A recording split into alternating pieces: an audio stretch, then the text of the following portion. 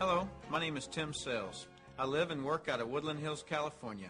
I'd like to first say that you're not going to see glitz here, so please don't expect it. I'm not an entertainer nor an actor. I've created this video as a tool designed to educate people about a business concept that works for people who are willing to put 100% of themselves into something. See, it takes 200% to be successful in business. 100% must come from you. 100% must come from the business vehicle that you've chosen. Business vehicle meaning how you earn your living, how you support your family. I've seen people who relentlessly pour 100% of themselves into a business vehicle, profession, or job, but that vehicle doesn't have the capability to give back 100%. The mechanics of wealth are just not there. But no one has ever fully explained to you why it doesn't work and why it's a waste of your valuable time if your goal is financial success. This video is for the person who is willing to put in their 100%.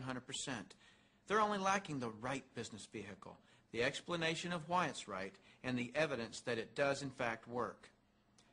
Even though I say you must put in 100%, that doesn't mean that you have to work it full time. I didn't. That doesn't mean that you have to sacrifice your family time, nor does it mean you have to have prior experience. I didn't. What you'll learn right here has allowed me and an associate to build a $25 million company. Now, a $25 million company has certainly been done before. However, this was done where no employees were required. No accounts receivable, no accounts payable, no overhead, and very little inventory. Recently, I said those words to a business owner who said back to me, "Sounds too good to be true." My response back to him was that a good enough reason to stop looking? He paused for a couple of seconds, and then he said, "That wouldn't be very smart, would it?" What I suggest you do is not just watch this information, but study it. What I want to do first is create an equal playing field between people who know how to evaluate a business and those who don't. Because me explaining this business wouldn't be very effective until you understand how to place value to a business. The simplest thing for someone to do when they don't understand something is to go, doesn't work. The way I'll accomplish this equal playing field is to give you 4 main principles to look for in a business. Number 1 is a huge expanding market. If you were the best vinyl record producer in the world, would it matter today? No. It doesn't matter how good you are in an industry that's eroding. Number 2 is a unique and consumable product. I'll cover unique first. If you don't have a unique product, then you compete on price and convenience. Who has the best price? Who's closest to the customer? Yet if you have uniqueness, then people must come to you. Next is consumable. If you have a non-consumable product, you're basically unemployed until your next sell. You want the repeat sales of consumable products. Whether it's every time someone picks up the telephone, connects to the internet, renews a membership, turns on the electricity, or gets to the bottom of a box or a bottle, you want those repeating commissions because it can pay you again and again. Number 3 is timing. Primarily here I'm talking about trends in timing. During all cycles of the economy, there are people who are making money and losing money. The makers are the ones in front of large trends. The losers disregard trends. How do you get in front of large trends? You study what creates them.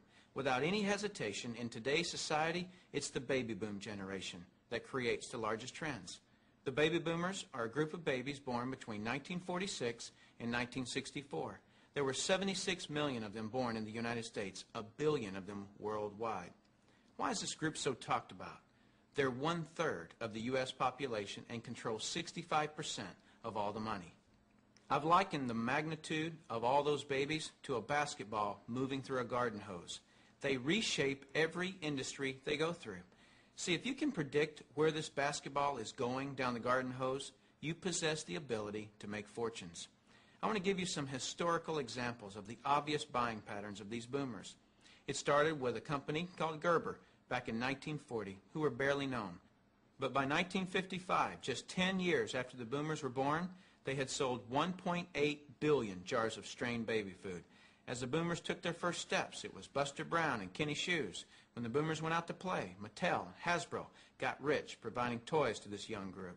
In 1957, we built more elementary schools in the U.S. in 1 year just to handle the overflow than we did in any 12-year period before or after.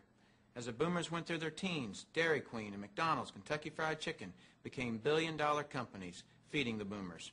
When the boomers moved through their 20s and 30s, which was in the mid-70s, what was the industry to be in? Real estate. Why? Because the boomers had heard from their parents one time too many, as long as you're living under my roof, you'll do as I say. So they wanted their own roof, which created a 15-year real estate